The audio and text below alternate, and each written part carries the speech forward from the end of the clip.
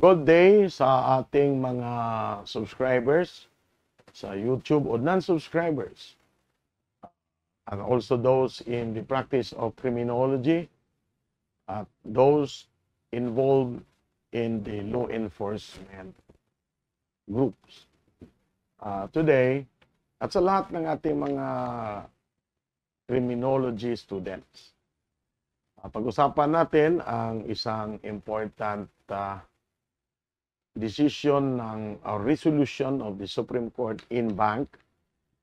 Ito ay matagal na.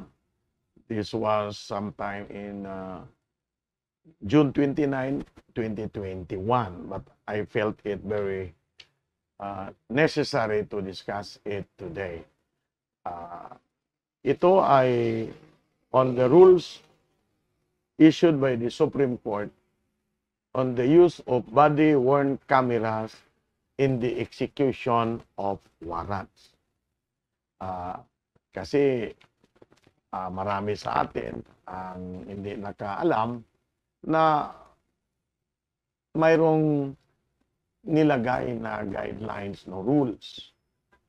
Especially ang ating hanay sa enforcement agencies in executing arrest warrants and search warrants. So, kailangan na ngayon na pag ito'y gagawin, ikaw ay aarestuhin on the basis of a search warrant or warrant of arrest, i-search at hulihin. Kailangan ang ating law enforcement officers ay magamit na ng body-worn cameras. Okay?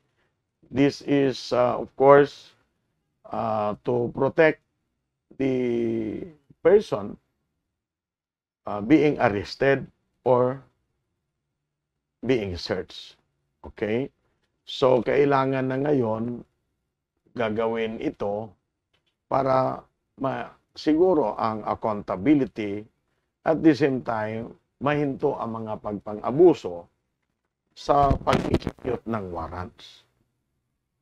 So please take note na ito is in accordance with the Supreme Court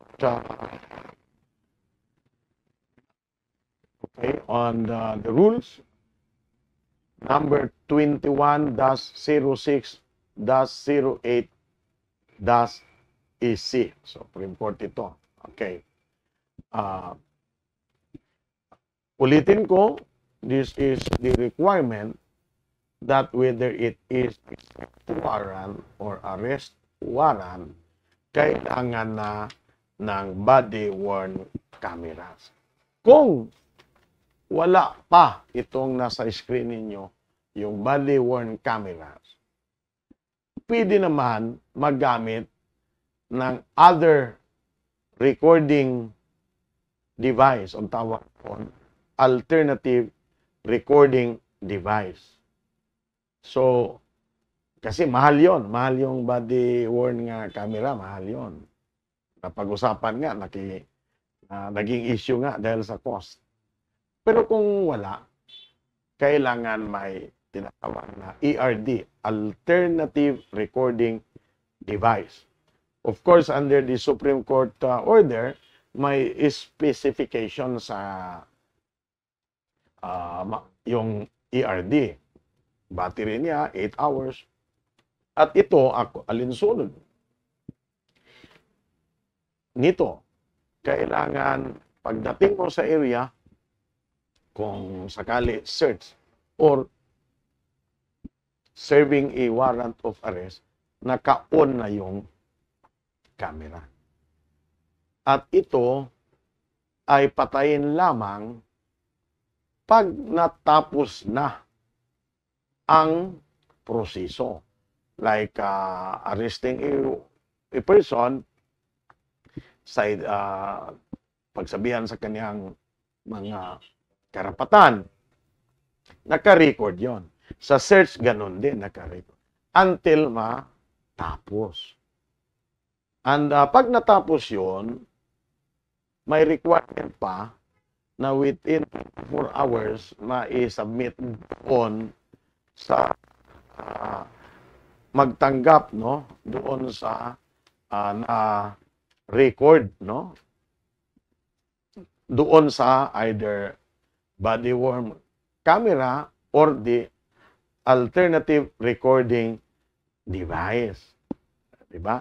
Saan niya ibigay ito? Because bawat office or agency maglagay ng tinatawag na mandatory ito, no, na sa chain of custody na surrender yung recording within 24 hours, diba? Doon sa data recording. Ang term na ginamit dito ating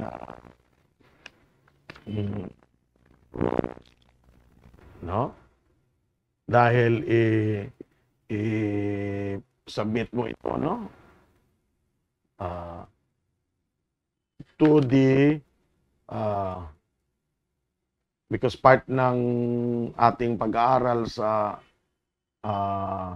tinatawag na chain of custody sa recording na ginawa mo or sa arresting or sa law enforcement officer, i-submit nila doon sa ang tinatawag doon sa within 24 hours, no, sa data custodian within 24 hours from the time of their recording. So i-share lang natin na kailangan. Ang tanong, sir, kung wala yung body-worn camera, kailangan ng ARD, yung sinasabi ko na alternative recording device, at dalawa. No? Kaya nga yung iba ngayon, ginagamit yung mga cellphone. Okay? Tapos, itong mga recordings, sabi ko nga kanina, i-turn over within 24 hours. So, ito ay mapag-usapan kung may pag-abuso ba sa pag-execute sa warrants. Ang warrants kasi may search warrant or arrest warrant. So,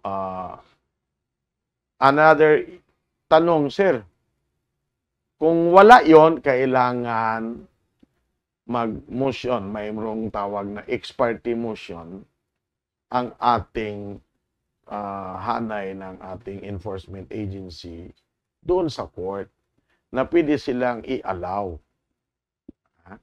Pero kung walang recording, maging invalid ba ang